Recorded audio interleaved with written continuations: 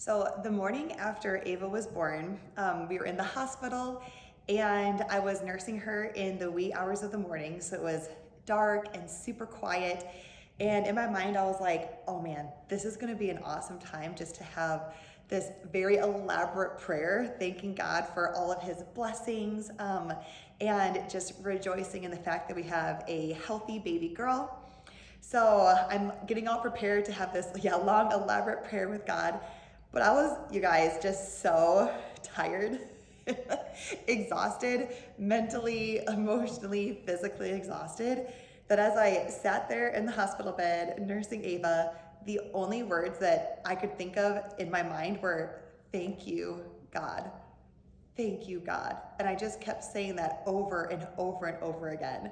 So a 40-minute nursing session turned into me just saying three words over and over again.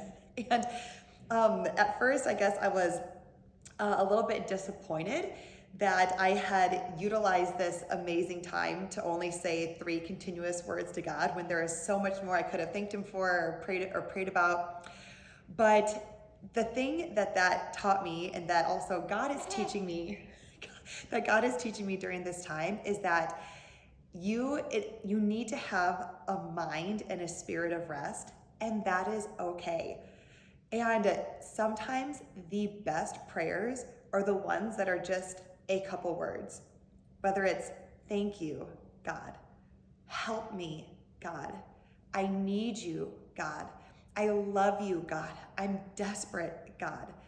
Just a couple simple words are often the most powerful prayer.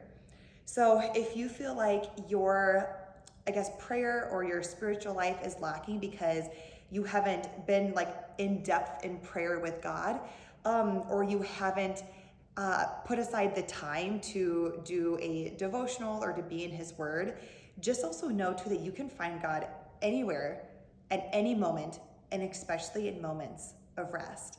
And often that's the most beautiful time that we can encounter God, and we can physically feel him or hear him or just be in his presence. So mamas and ladies, just this week, find some time to rest and maybe just have a simple 3 or 4 word prayer that you say to God. Because again, it doesn't have to be long, elaborate, like going to be at a conference.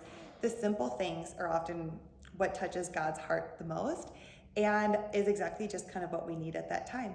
So rest deep in God, keep it simple, and God will meet you wherever you are.